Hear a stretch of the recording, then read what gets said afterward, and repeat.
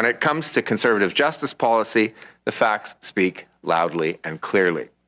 It simply did not work. The best evidence, sadly, is in our prison populations.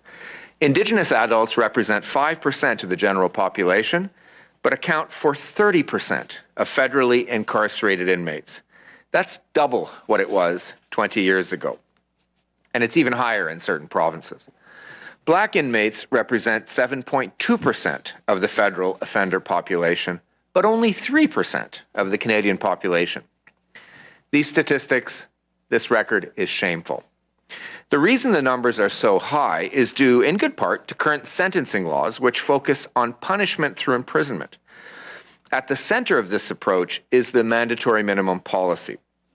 This rigid one-size-fits-all approach makes it impossible for judges to take into account mitigating factors and to impose a sentence that fits the crime.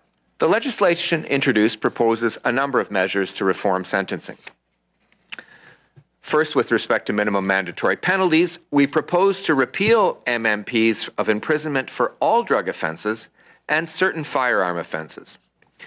These specific penalties have been shown to contribute to the over-incarceration of Indigenous people, Black people, and marginalized Canadians. By repealing these MMPs, we will restore a judge's ability to impose an appropriate sentence that responds to the facts of the case before them. This moves away from the one-size-fits-all approach which MMPs impose. Bill C-5 would allow CSOs in cases where a judge determines that the appropriate sentence would be less than 2 years and the offender does not pose a threat. Judges would have the option to order that the term be served in the community under strict conditions, including house arrest and curfew. This measure will allow for more effective rehabilitation and reintegration by allowing individuals to keep their job, to care for their children or family members, or to seek counseling or treatment for substance abuse and addictions abuse. This measure has proven to reduce the likelihood of someone reoffending.